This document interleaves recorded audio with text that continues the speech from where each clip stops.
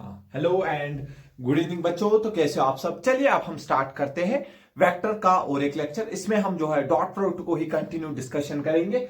तो सबसे पहले जो मैंने आपको लास्ट क्लास में चीजें बताई थी उनका थोड़ा सा हम इस्तेमाल करते हैं। यहां पर मैंने आपको बोला था अगर ये ए वेक्टर है तो इसका कंपोनेंट अलोंग बी वेक्टर क्या आएगा, तो आपने बोला था वो आएगा ए कॉस थीटा और इधर आ जाएगा ए साइन थीटा। लेकिन वो उसका इस्तेमाल यहाँ पे उतना ज्यादा नहीं होगा। अगर वहां से मैग्नीट्यूड दिया हुआ है, एंगल प्रॉपरली दिया हुआ है तो वो कर सकते हैं। अगर ए बी वेक्टर फॉर्म में है, बी बी वेक्टर फॉर्म में, फिर अगर ए वेक्टर का कंपोनेंट बी की तरफ, वो हम ए कॉस थीटा लिख के फिर इसको आगे से डिराइव करके हम जो है A dot B upon B vector लिख लेते थे। लेकिन अब मसला है, ये तो हमने निकालना सीखा। अब ये परपेंडिकुलर वेक्टर हम कैसे निकालेंगे वो देखेंगे। सिंपल, आपको कुछ नहीं करना है। जरा देखो ये क्या है सर, इस वेक्टर का एक कंपोनेंट जो अलोंग द बी है तो मैं उसको क्या बोलूंगा, ए पैरेलल। और एक कंपोनेंट इस वेक्टर का जो परपेंडिकुलर टू बी है उसको मैं ए परपेंडिकुलर बोलूंगा। तो अगर आपको ट्रायंगल लॉ याद होगा, क्या मैं लिख सकता हूं, ए पैरेलल वेक्टर प्लस ए परपेंडिकुलर वेक्टर प्लस ए परपेंडिकुलर वेक्टर, क्या ये बराबर होगा ए वेक्टर की? हाँ सर, ये आपने हमें बहुत अच्छे से जो है ट्रायंगल लॉ सिखाया था। तो मुझे क्या चाहिए, ए पैरेलल में आराम से लिख लेता हूं, ए वेक्टर मुझे वहां से गिवन होगा तो मुझे निकालना क्या है, ए परपेंडिकुलर। तो सर ये तो मैं आराम से अब निकाल सकता हूं, ए परपेंडिकुलर वेक्टर बराबर सर ए वेक्टर वहां से गया होगा, इसको इधर भेजेंगे माइनस ए पैरेलल वेक्टर। तो सिंपल आपको याद रखना है, अगर आपको जो है सिंपल ए वेक्टर वहां से दिया होगा, ए पैरेलल कुछ नहीं, इस तरफ ए कॉस थीटा, फिर वहां से डिराइव करके आपको वो A dot B upon B vector के बराबर आएगा। और फिर उसको इंटू करेंगे बी कैप से, क्योंकि वो उसका क्या डायरेक्शन देगा। समझ आ गया, वेक्टर फॉर्म में लिखेंगे, क्लियर हुआ। तो फिर वो बी मिल गया हमें, ए पैरेलल भी मिल गया, ए गिवन है। ए में से ए पैरेलल को माइनस करेंगे तो ए परपेंडिकुलर आएगा। सर ये कैसे आया, ट्रायंगल लॉ से। सर ए पैरेलल, ये देखो ए पैरेलल प्लस ए परपेंडिकुलर बराबर ए वेक्टर। यहां से ए परपेंडिकुलर यहीं पे रखा और ए वेक्टर तो राइट हैंड साइड में था, इसको भी इधर भेजा तो यहां से मुझे ए परपेंडिकुलर मिल रहा है, A vector minus A parallel vector. फिलहाल आप इतनी चीजें अच्छे से नोट डाउन कर लीजिए। आई होप आपने ये नोट किया होगा। यहां पर मैंने आपके लिए लिख के रखा है, अगर ए परपेंडिकुलर वेक्टर वाला कंपोनेंट निकालना है, अगर आपको ए परपेंडिकुलर वाला कंपोनेंट निकालना है तो ए वेक्टर में से ए पैरेलल वेक्टर को माइनस कर दो। ठीक है, ये भी मैंने यहां पे लिख के रखा है सो दैट आपको जो है ये आसानी से याद हो जाए। ठीक है, इसको भी आप जो है स्क्रीन पॉज करके इतना पहले नोट डाउन कर लीजिए।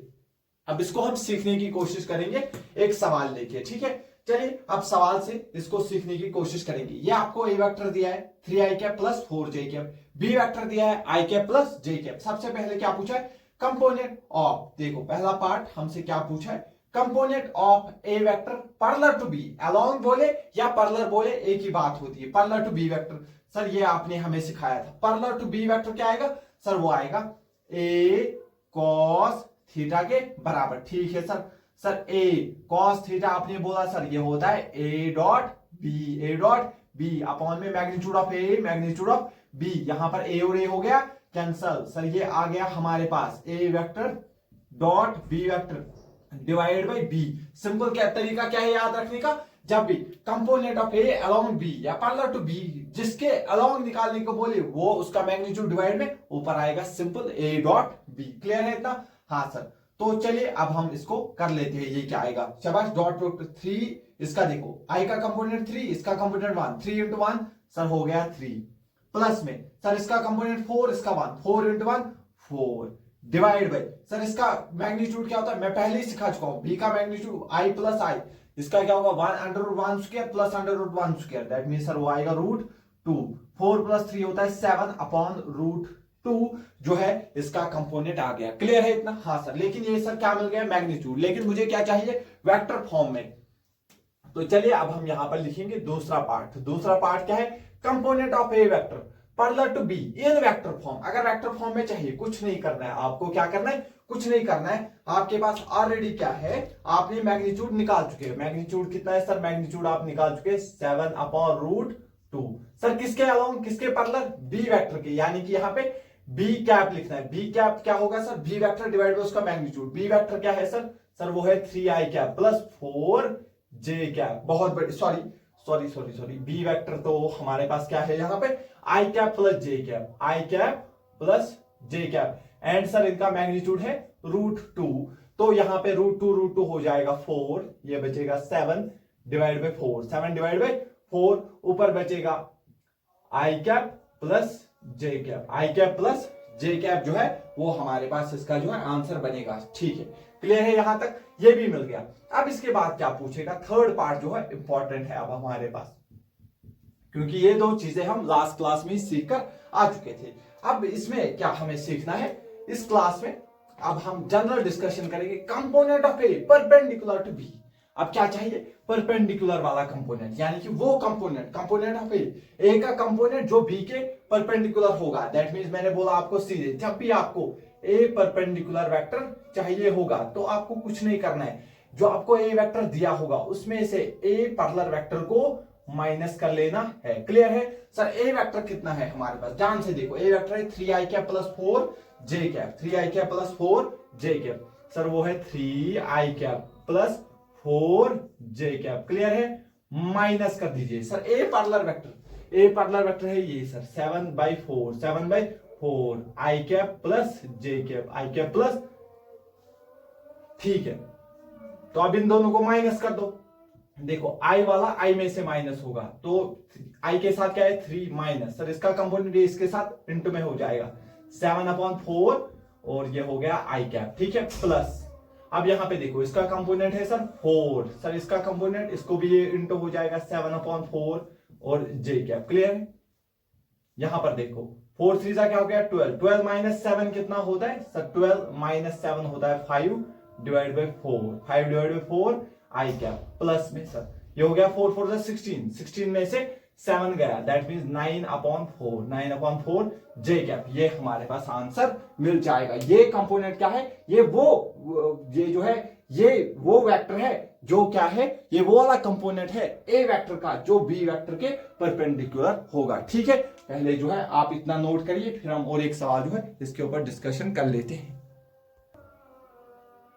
तो चलिए और एक सवाल जो है, अब मैंने इसको भी यहां पर लिख लिया है। दूसरा सवाल है, ए वेक्टर है हमारे पास 4i कैप माइनस 2 जे कैप और बी वेक्टर है 3i कैप प्लस 4 जे कैप। फिर से प्रैक्टिस करते हैं, पहला पार्ट यही पूछूंगा, component of A vector parallel to B, that means ये पैरेलल टू बी बोलिए या अलोंग टू बी बोलिए, ये कुछ नहीं है, ये हमारे पास सीधे होता है सर ए कॉस थीटा के बराबर होता है। ये किसके बराबर होता है, ए कॉस थीटा के बराबर होता है। ए कॉस थीटा को हम क्या, ए को ऐसे लिखो, कॉस थीटा होता है sir A dot B vector, A dot B vector divide by magnitude of A, magnitude of B, A और ए कैंसिल हो गया, ये हमको आता है A dot B vector, A dot B vector divide by B. तो direct तरीका भी मैं आपको बोल चुका हूं, अब directly A dot B 4 into 3 हो गया सर 12 माइनस 2 इंटू 4 हो गया sir 8 divide by magnitude of B, 3 और 4 का मैग्नीट्यूड सर होता है 5, तो ये हो गया ये इसमें आएगा 4/5, लेकिन सर ये मैग्नीट्यूड आ गया, लेकिन हमें क्या है डायरेक्शन भी चाहिए। इन वेक्टर फॉर्म में अगर चाहिए होगा component of A parallel to B in vector form, तो कुछ नहीं करना है, हमें मैग्नीट्यूड मिल गया है सर कितना 4 डिवाइड बाई 5, तो किसके पैरेलल है, बी वेक्टर के, तो बी वेक्टर का यूनिट वेक्टर चिपका दो। सर बी वेक्टर क्या है आपके पास, सर वो है 3i कैप प्लस 4 जे कैप। ठीक है सर, सर बी वेक्टर का मैग्नीट्यूड कितना है सर, वो है 5, बस ये सॉल्व हो गया। क्या करिए सर, ये बचेगा नीचे 4 इसके साथ इंटू होगा सर, ये बनेगा 12i कैप, ठीक है, फिर प्लस में 4 इसके साथ भी इंटू होगा सर, ये बनेगा 16 जे कैप, ठीक है, डिवाइड बाय 5 5 हो गया 25। क्लियर है इतना, तो इसको सिंपली हम क्या लिख सकते हैं सर 12/25 आई कैप प्लस में 16/25 जे कैप। क्या क्लियर है, इतना दिख रहा है, बहुत बढ़िया। अब हमें क्या करना है, कंपोनेंट ऑफ ए वेक्टर का कंपोनेंट, लेकिन जो पैरेलल हो, सॉरी जो परपेंडिकुलर किसको हो, बी वेक्टर को। तो सर आपने उसके लिए हमें बोला था कुछ नहीं करना है, जब भी ए परपेंडिकुलर वेक्टर चाहिए तो उसको ए वेक्टर में से ए पैरेलल वाला कंपोनेंट माइनस कर दीजिए। ठीक है सर, ए वेक्टर क्या है आपके पास 4i कैप, ए वेक्टर है मेरे पास 4i कैप माइनस 2 जे कैप, माइनस 2 जे कैप। ठीक है सर, इसमें क्या माइनस करना है, इसमें सर माइनस करना है ए पैरेलल वेक्टर। सर ये मेरे पास क्या हो गया, ए पैरेलल वेक्टर, सर ये कितना है सर, ये है 12/25 आई कैप, बहुत बढ़िया, प्लस 16/25 25 जे कैप। क्या इतना क्लियर है? हाँ सर। अब देखो कुछ नहीं करना है, आई का आई में से माइनस करना है। इसका कंपोनेंट क्या है? 4 माइनस उसका कंपोनेंट 12/25 क्या है? आई कैप प्लस, ठीक है, इसका कंपोनेंट क्या है सर? -2 सर, उसका कंपोनेंट क्या है? +16/25 सर, इसके साथ आएगा जे कैप। क्लियर है इतना? हाँ हाँ सर। तो ये सवाल तो मैं यहां पे लिख चुका हूं, तो इसको अब क्योंकि मैंने इधर लिखा था इस सवाल को, ठीक है।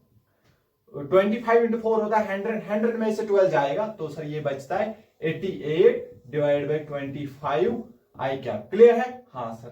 प्लस में सर ये हो गया 25 इंटू 2 हो गया 50, 50 में से जाएंगे 16 तो सर ये बचेगा -34/25 जे कैप। ये आपके पास वो वेक्टर है जो क्या है? जो बी वेक्टर के, ये ए का वो कंपोनेंट है जो बी वेक्टर के परपेंडिकुलर है। क्लियर है? आप जो है इतना पहले नोट डाउन कर लीजिए, फिर हम आगे चर्चा करते हैं। क्लियर है?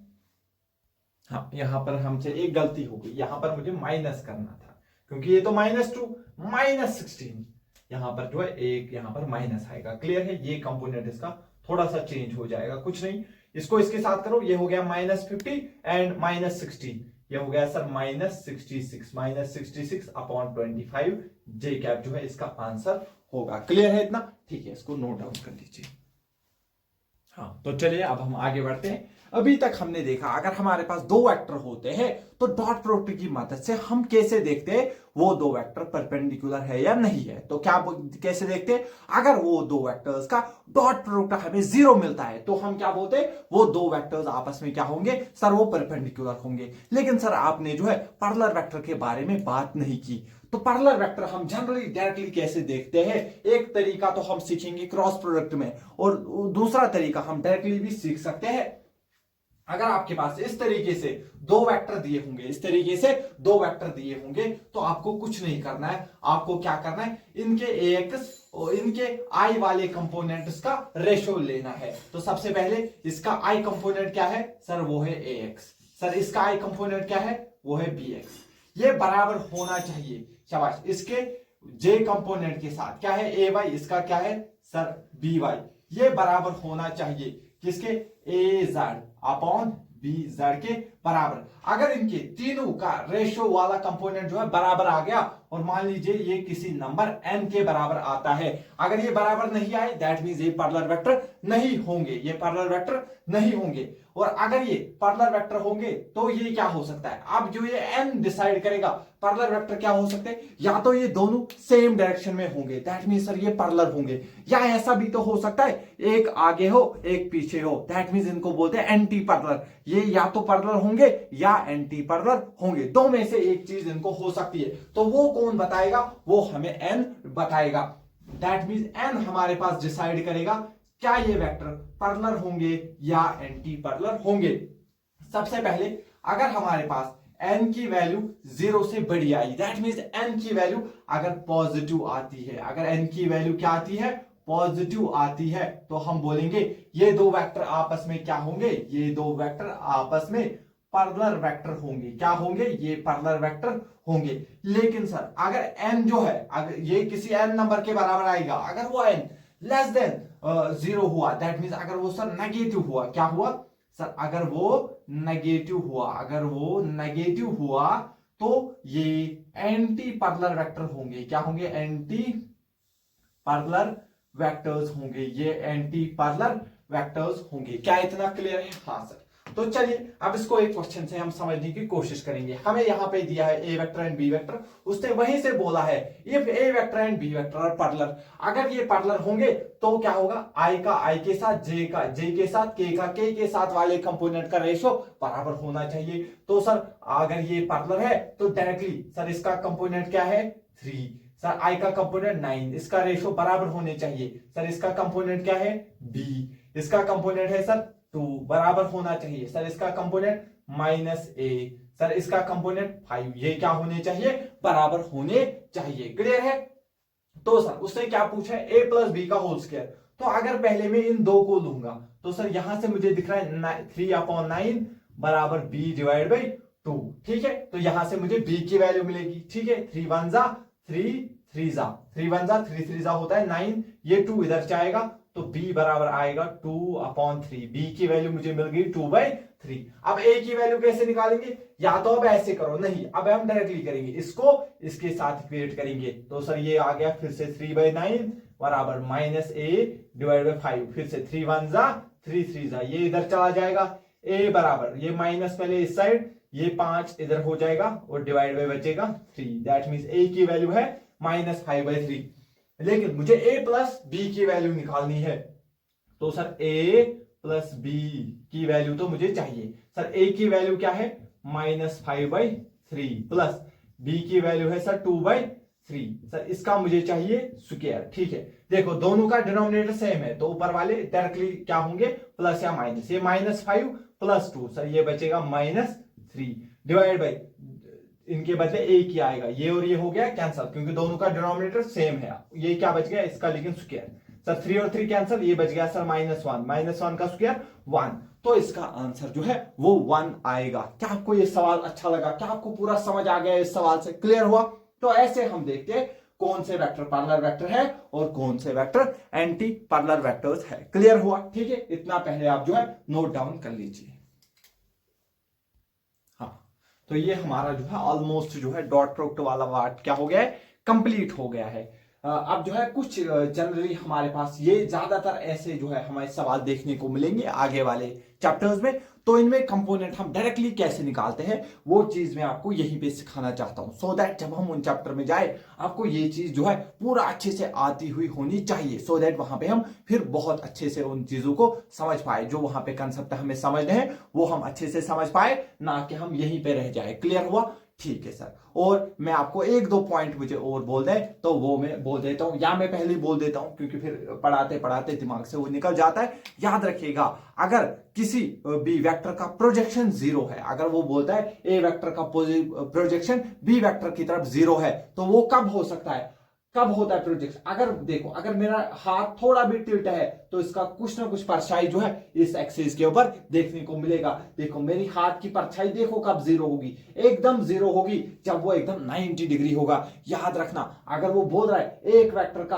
प्रोजेक्शन दूसरे वेक्टर की तरफ 0 है, दैट मींस वो दो वेक्टर आपस में परपेंडिकुलर होते हैं। ठीक है, इस बात को आप नोट डाउन कर लीजिए। फिर से मैं बोलता हूं, ध्यान से देखो, अगर मेरा वेक्टर पूरा ऐसे तो पूरा इस पे देखो परछाई दिख रही है आपको, देखो जितना जितना उठेगा उतना परछाई कम कम कम कम कम, और यहाँ पे परछाई जो है इस एक्सिस पे 0 देखने को मिल रही है। दैट मींस ये कब पॉसिबल है, जब एक वेक्टर, अगर वो बोल रहा है ए वेक्टर का प्रोजेक्शन बी वेक्टर की तरफ 0 है, दैट मींस ए वेक्टर उसके परपेंडिकुलर होंगे, दैट मींस वो दो वेक्टर आपस में परपेंडिकुलर होंगे। ठीक है, इस बात को आप जो है नोट डाउन कर लीजिए अपनी कॉपी पे। क्लियर है? बस अब हमारा डॉट प्रोडक्ट कंप्लीट हो चुका है। देखिए, अगर यहां पे क्या होता है काइनेमेटिक्स में, हम ऐसा देखेंगे, एक पार्टिकल को हम लेंगे और उसको प्रोजेक्ट करेंगे, आसमान में फेंकेंगे किसी एंगल थीटा से, तो उसके दो कंपोनेंट निकलेंगे। एक कंपोनेंट जो हॉरिजॉन्टल की तरफ होगा, तो यू का इधर कंपोनेंट क्या आएगा सर, ये आएगा you cos theta, and sir इस तरफ जो कंपोनेंट आएगा उसको हम डायरेक्टली लिखेंगे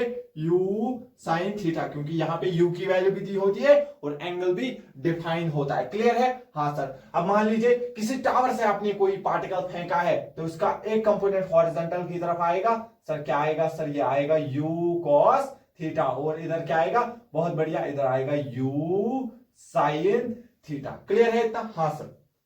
अब ये चीजें तो जनरली आसान होती है, बच्चे को आराम से समझ आती है। अब जो मेन चीज है वो ऐसे सवाल में होता है इंक्लाइन पे, लेकिन एक बार आप समझ गए फिर आपको कोई भी दिक्कत नहीं होगी, और मैं आपको बहुत सिंपल तरीके से समझाऊंगा। यहां पर ये जो पार्टिकल होता है इंक्लाइन पे, हमेशा इस पे लगेगा mg। क्या लगेगा, मैंने इतनी लाइन क्यों बनाई आपको अभी दिखेगा, mg वर्टिकली डाउनवर्ड लगता है, सेंटर ऑफ अर्थ की तरफ लगता है, तो यहाँ पे सेंटर ऑफ अर्थ यानी कि यहाँ पे इस सरफेस के क्या होगा, परपेंडिकुलर होगा। दैट मींस यहाँ पर mg ने एंगल कितना बनाया होगा, 90 डिग्री बनाया होगा। हमें इस mg को इस ये जो इंक्लाइन है इसके परपेंडिकुलर और इसके अलोंग तोड़ना होता है। क्लियर है इतना? ध्यान से देखो, अगर हमें ये एंगल पता चल गया बस फिर ये काम बहुत आसान है। लेकिन सर ये एंगल कैसे पता करोगे, देखो ये है थीटा, ये है थीटा, और ये है 90, और हमें पता है पूरे ट्रायंगल का सम होता है 180। देखो अगर थीटा ये है 90, तो ये होगा 90 माइनस थीटा, 90 माइनस थीटा, क्योंकि देखो 90 प्लस 90 क्या हो गया 180, minus theta plus theta cancel हो गए। ठीक है, तो सर देखो, लेकिन सर ये जो लाइन है, ये जो लाइन है, ये जो कंपोनेंट है, ये इस सरफेस के साथ 90 डिग्री बना रहा होता है। मैं लेकिन यहां तक पहुंचते पहुंचते ही मेरा 90 माइनस थीटा खत्म हो गया। दैट मींस ये क्या होना चाहिए थीटा, तभी प्लस थीटा माइनस थीटा खत्म होगा और ये पूरा एंगल 90 के बराबर होगा। फिर से एक बार समझाऊंगा, ये एंगल थीटा, ये 90, तो ये 90 माइनस थीटा, अगर ये पूरा एंगल 90 है तो यहां तक 90 माइनस थीटा, तो बचा हुआ एंगल थीटा। तो बस अब ये सवाल हो गया, mg का एक कंपोनेंट इस तरफ, mg यहां से है, ठीक है, इसका एक कंपोनेंट दूसरे कलर से मैं आपको शो करवा देता हूं। देखो mg का एक कंपोनेंट इस तरफ, क्योंकि इसके साथ एंगल है तो cos थीटा वाला आएगा। ठीक है सर, इस तरफ आएगा mg cos थीटा, और सर ये जो है इसके परपेंडिकुलर कंपोनेंट है, तो सर इधर आएगा mg sin थीटा। मोस्टली बच्चों को ये समझ नहीं आता है, वो याद रखते हैं, लेकिन आप भी याद रखोगे, लेकिन समझ के याद रखोगे तो ज्यादा अच्छे से समझ आएगा। ठीक है, इस तरफ आएगा mg cos थीटा, इस तरफ आता है mg sin थीटा। क्लियर हुआ? ठीक है, इतना अगर आप समझ गए, फिर से एक बार मैं इस एग्जांपल से आपको समझाना चाहूंगा। ध्यान से देखो सर, यहाँ पे मास है, आपने रखा है किसी एक इंक्लाइन पे, तो सर देखिए हमेशा mg लगेगा वर्टिकली डाउनवर्ड। सर यहाँ पे क्या लगेगा mg। सर ये एंगल अगर थीटा है तो सर ये एंगल तो 90 डिग्री होगा, क्योंकि ये इसके परपेंडिकुलर होगा। तो सर बचा हुआ एंगल यहाँ तो 90 माइनस थीटा होगा। लेकिन सर ये कंपोनेंट, ये तो परपेंडिकुलर है, हमें क्या करना होता है, इंक्लाइन के परपेंडिकुलर और इंक्लाइन के अलोंग फोर्सेस को तोड़ना होता है। तो सर mg का, सर ये अगर 90 minus theta, that mean sir ये एंगल है थीटा, ये एंगल है थीटा। और एक बार मैं आपको ये चीज समझाना चाहता हूं, ये एंगल अगर थीटा है, ये 90 है, तो ये 90 माइनस थीटा, ये पूरा एंगल होता है 90, यहां से यहां तक 90 माइनस थीटा, तो बचा हुआ एंगल थीटा। बहुत बढ़िया। इसका एक कंपोनेंट इस तरफ, mg का एक कंपोनेंट इस तरफ, सर वो आ जाएगा, क्योंकि इस साइड cos है, थीटा है, तो इस साइड आएगा sir mg cos theta. Similarly इसके अलोंग आ जाएगा सर, इसके अलोंग इसका एक कंपोनेंट आएगा सर, अब वो आ जाएगा mg sin थीटा। ठीक है, आई होप जो है ये कंपोनेंट वाला चीज आपको क्लियरली समझ आ गया होगा, क्योंकि मैंने थोड़ा पहले ही बताया, सो दैट जैसे हम एंटर करें आपको ये चीजें पता हो और हम वहां पे बहुत अच्छे से जो है आगे बढ़ पाए। क्लियर है? पहले आप अपनी चीज नोट डाउन कर लीजिए, फिर हम क्रॉस प्रोडक्ट से स्टार्ट करते हैं। हाँ, तो चलिए अब हम जो है और एक चीज स्टार्ट करेंगे, जो दूसरे टाइप का मल्टीप्लिकेशन होता है दो वेक्टर्स के बीच में। दो तरीके से दो वेक्टर्स के बीच में मल्टीप्लिकेशन पॉसिबल होता है। ठीक है सर, कैसे कैसे? पहला तरीका होता है डॉट प्रोडक्ट, वो मैंने आपको सिखाया है, और दूसरा तरीका अब हम पढ़ने जा रहे हैं, जिसका नाम होता है cross product. Sir dot product में क्या होता था, जब हम दो वेक्टर्स का डॉट प्रोडक्ट लेते थे, वहां से जो रिजल्ट मिलता था वो एक स्केलर क्वांटिटी होती थी। लेकिन यहां पे क्या है, जब हम दो वेक्टर्स के बीच में, याद रखना डॉट प्रोडक्ट हमेशा दो वेक्टर के बीच में होता है, सिमिलरली क्रॉस प्रोडक्ट भी हमेशा दो वेक्टर्स के बीच में ही होता है। अगर दो वेक्टर्स नहीं होंगे फिर क्रॉस प्रोडक्ट नहीं हो सकता है।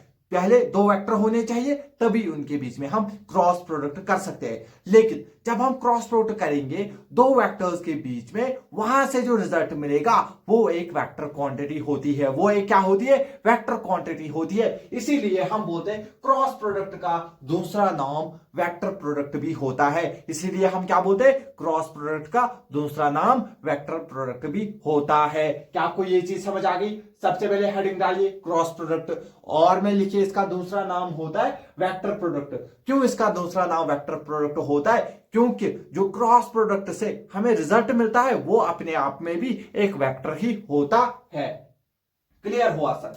चलिए इसको डिफाइन कैसे करते हैं, A vector cross B vector, A vector cross B vector. Sir ये किसके बराबर होता है, मैग्नीट्यूड ऑफ ए इंटू में sir magnitude of B. A का मैग्नीट्यूड, ए वेक्टर का मैग्नीट्यूड ए, बी वेक्टर का मैग्नीट्यूड बी, इंटू में वहां पे साइन थी कॉस थीटा होता था, यहां पर साइन थीटा होता है। लेकिन इतना ही अगर आपने लिखा तो क्वेश्चन गलत, क्योंकि ये क्या है, अभी तो ये सिर्फ मैग्नीट्यूड है, इसके साथ साथ एक और चीज हमारे पास आती है जिसको हम एन कैप बोलते हैं। यहां पर वो क्या देगा, एन कैप इसका डायरेक्शन देगा।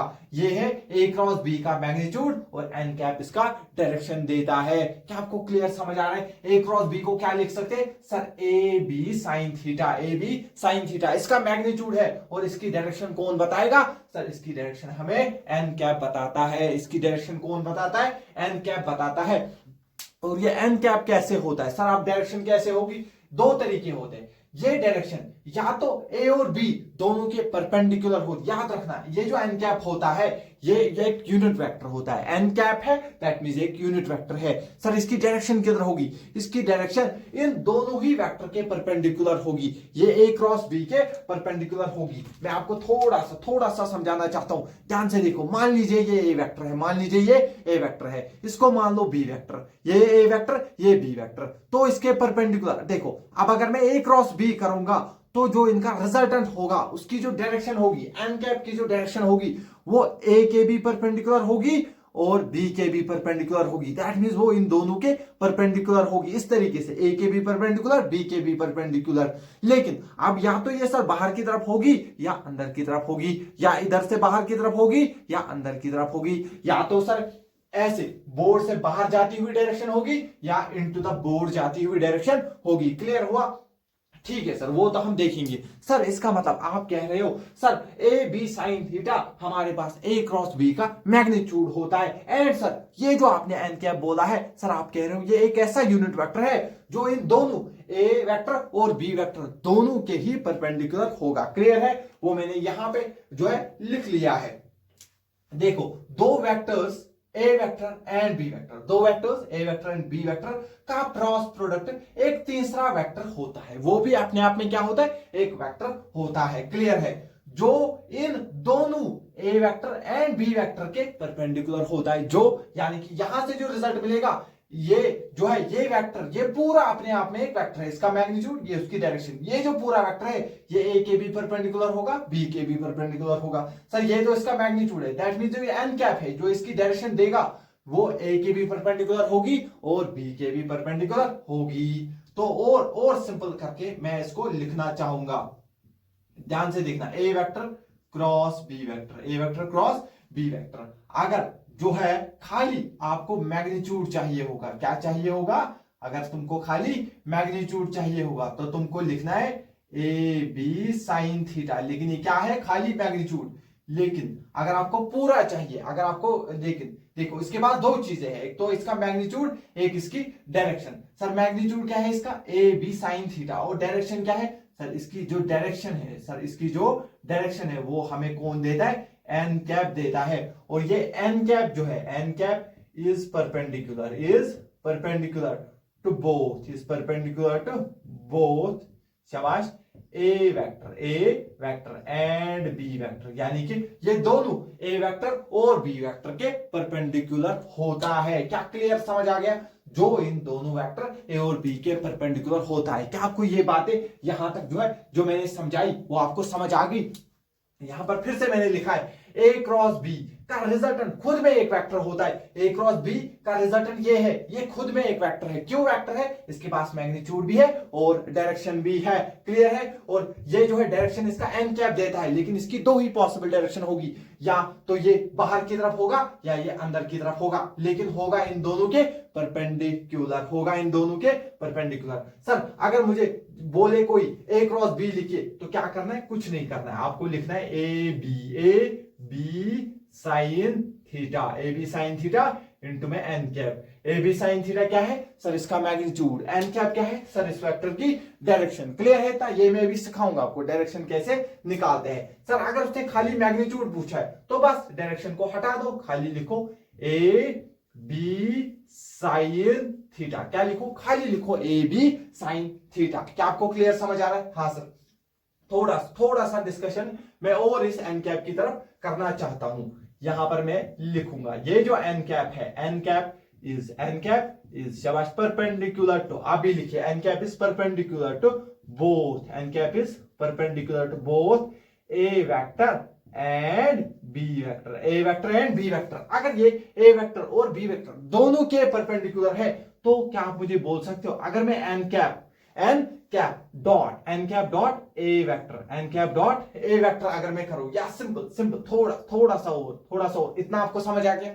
यानी कि एन कैप क्या है? दोनों के परपेंडिकुलर है। मान लीजिए एक सेकंड, इसको मैं अगर बोलूंगा कुछ वेक्टर, मान लीजिए मैं इसको बोलता हूं vector R, A cross B का जो रिजल्टेंट है वो है A B sine theta into N cap. मैं इसको क्या मानता हूं? आर वेक्टर, यानी कि इनका रिजल्टेंट वेक्टर। क्लियर है?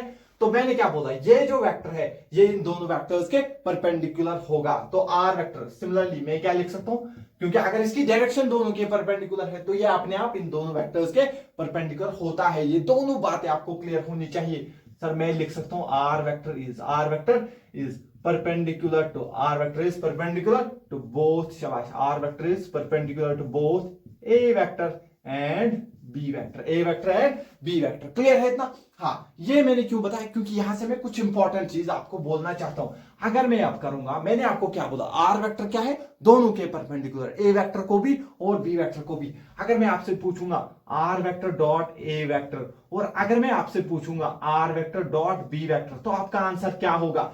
सर अभी आपने बोला ये जो आर वेक्टर है, ये जो रिजल्टेंट है ए क्रॉस बी का, ये ए को भी परपेंडिकुलर है, बी को भी परपेंडिकुलर है। दैट मींस आर तो ए को भी परपेंडिकुलर है, बी को भी परपेंडिकुलर है। दैट मींस सर अगर ये इनके परपेंडिकुलर है तो इनका डॉट प्रोडक्ट क्या होगा, इसके साथ 0 होगा। ये बहुत इंपॉर्टेंट चीज है, ये आपको क्लियरली पता होनी चाहिए। इससे वर्मा के क्वेश्चंस में ये चीज यूज होगी, तो आपको ये चीज क्लियरली माइंड में रखनी है। क्लियर है? चलिए इतना पहले आप नोट डाउन करिए, फिर हम बाकी बातें डिस्कस करते हैं। हाँ, तो चलिए कुछ क्वेश्चन अब हम जो है डिस्कशन कर लेते हैं। यहाँ पर एक सेकंड, आप जो है यहाँ पर देख लीजिए। कह रहा है two vector A vector and B vector of magnitude 10 unit, यानी कि ए का मैग्नीट्यूड 10 है एंड बी का मैग्नीट्यूड है 20, ठीक है। And angle between them is theta, उनके बीच में एंगल है थीटा। तो आपको क्या करना है, find magnitude of A cross B, आपको ए क्रॉस बी निकालना है। इफ पहला पार्ट अगर थीटा है 0 डिग्री, अगर थीटा है 0 डिग्री, तो हमें पता है ए क्रॉस बी किसके बराबर होता है। तो पहले मैं यहां पर लिख लेता हूं A cross B. A cross B क्या होता है sir, A B sine theta. चलिए अगर एंगल 0 डिग्री है तो सर मैग्नीट्यूड ऑफ ए कितना है 10, मैग्नीट्यूड ऑफ बी कितना है सर, वो है 20, ठीक है। इनटू में साइन ऑफ कितना लिखना है सर, साइन क्या है पहले 0 डिग्री, और साइन 0 कितना होता है सर, ये होता है 0। तो ओवरऑल टर्म क्या आ गया, दैट मींस इनका आंसर क्या है 0। दैट मींस दो वेक्टर अगर उनके बीच में एंगल 0 डिग्री होगा, दैट मींस वो दो वेक्टर आपस में पैरेलल होंगे। दैट मींस जब दो वेक्टर पैरेलल होते तो उनका जो है क्रॉस प्रोडक्ट हमेशा क्या आता है, 0 के बराबर आता है। क्लियर हुआ ये चीज? ठीक है। अब हम एंगल रखते हैं 30 डिग्री, तो मैग्नीट्यूड ऑफ ए है 10, मैग्नीट्यूड ऑफ बी है 20, इंटू में लिखेंगे सर साइन 30 डिग्री। तो सर ये हो गया 10, सर ये हो गया 20, इंटू में साइन 30 हो गया सर 1/2, ये हो गया कैंसल 10, 2 1 जा 2 10 जा 10 10 जा 100। तो सर इसका मैग्नीट्यूड हमारे पास 100 के बराबर आता है। क्लियर है इतना? ठीक है, चलिए आगे बढ़ते हैं। अगर एंगल है 90 डिग्री, कुछ नहीं करना है सर, ए का मैग्नीट्यूड 10, बी का magnitude 20 and sir sine 90 degree, यहां पे क्या लिखेंगे सर, साइन 90, और साइन 90 क्या होता है 1 के बराबर होता है। तो सर इसकी वैल्यू होती है 1 के बराबर, 10 इंटू 20 हो गया सर, ये आ गया हमारे पास 200। क्लियर हुआ? ठीक है सर। सर आप देखेंगे 150 पे, सर ए का मैग्नीट्यूड 10, बी का magnitude 20 and sir sine 150 degree. तो देखो साइन 150 डिग्री की वही वैल्यू होती है जो 30 की होगी। देखो 180 से पीछे जाओ 30 तो 150 पे आओगे, ऐसे ही देखना। अगर मैं बोलूंगा अभी साइन 120, तो जो साइन 60 की वैल्यू होगी वही इसकी भी होगी, ठीक है। तो साइन 150 कितनी होगी सर, 30 ये पीछे है, तो 30 की वैल्यू हमें याद होती है साइन 30 की 1/2, तो इसके बदले डालना है वैल्यू 1/2। सर इसकी वैल्यू होगी सर 1/2, ये इसके साथ कैंसल, वापस आ गया 100। क्लियर हुआ? चलिए अगर 180 डिग्री है तो ए का मैग्नीट्यूड 10, बी का मैग्नीट्यूड 20, और यहां पर आ गया साइन 180 डिग्री, और साइन 180 भी 0 होता है, तो ये सारी टर्म क्या होगी, 0 होगी। दैट मींस सर इस सवाल से मुझे दो चीजें समझ आ रही है। अगर एंगल 0 डिग्री है तो दैट मींस वो दो वेक्टर पैरेलल होंगे, तब भी उनका क्रॉस प्रोडक्ट हमेशा 0 आएगा, क्योंकि यहाँ पे 0 फिर आगे कुछ भी हो कोई फर्क नहीं पड़ता है। और दूसरी चीज, अगर दो वेक्टर के बीच में एंगल 180, दैट मींस वो दो वेक्टर आपस में एंटी पैरेलल वेक्टर्स है, और जब मेरे पास एंटी पैरेलल वेक्टर होंगे उनके बीच में एंगल 180 डिग्री होगा, साइन 180 0 होता है हमेशा, दैट मींस इनका क्रॉस प्रोडक्ट हमेशा 0 होगा। दैट मींस दो बातें मुझे समझ आ गई, वो मैंने यहां पे लिखी है। अगर दो वेक्टर पैरेलल या एंटी पैरेलल, अगर दो वेक्टर पैरेलल या एंटी पैरेलल, यानी कि उनके बीच में एंगल 0 डिग्री हो या 180 डिग्री हो, फिर उनका क्रॉस प्रोडक्ट 0 के बराबर होता है। क्या इतना क्लियर है? आई होप ये चीज समझ आ गई होगी। यानी कि यहां पर क्या है, अगर दो वेक्टर आपस में पैरेलल या एंटी पैरेलल है तो उनका क्रॉस प्रोडक्ट 0 होता है, और दो वेक्टर अगर आपस में परपेंडिकुलर है तो उनका डॉट प्रोडक्ट 0 होता है। और यहां पर देखो 0 पे 0, 30 पे ये आ गया 100, 90 पे 200, फिर वापस डिक्रीज हुआ, यानी कि मैक्सिमम वैल्यू किसके बराबर आ गई, यहां पे sin 90 होता है 1, तो ये डायरेक्टली आ गई a into B, magnitude of A magnitude of B. तो साइन, अगर हमें a क्रॉस b का मैक्सिमम वैल्यू निकालना होगा तो वो क्या होगा, ए बी साइन 90 डिग्री, और साइन 90 1 होता है, दैट मीन सर ये ए बी के बराबर आती है। आपको पता होना चाहिए ए क्रॉस बी का मैक्सिमम वैल्यू होता है ए बी के बराबर, व्हेन कब होता है, when theta is equal to 90 degree. A cross B का मैक्सिमम वैल्यू होता है ए बी के बराबर जब एंगल होता है 90 डिग्री। क्या इतना क्लियर हुआ? ठीक है, इतना आप पहले नोट डाउन कर लीजिए। हाँ, तो चलिए इस लेक्चर को जो है हम अब यहां पर ही रोकते हैं। तो बाकी जो है थोड़ा सा पार्ट है, जो डायरेक्शन वगैरह वाला पार्ट है इसका, वो बाकी चीजें और उसकी प्रॉपर्टीज वगैरह वो हम जो है नेक्स्ट लेक्चर में कवर करेंगे। तो नेक्स्ट लेक्चर में ये चैप्टर हमारा कंप्लीट होगा। उसके बाद मैं आपको और एक लेक्चर प्रोवाइड करूंगा जिसमें मैं आपको खूब सारे सवाल जो है वो प्रैक्टिस करवाऊंगा, इसके रिलेटेड जो आए हैं या जिनको आने की पॉसिबिलिटी होती है, वो सारे सवाल हम उसमें जो है डिस्कस करेंगे। ठीक है, तो चलिए इस आज के लेक्चर में इतना ही करते हैं। ठीक है, थैंक यू सो मच।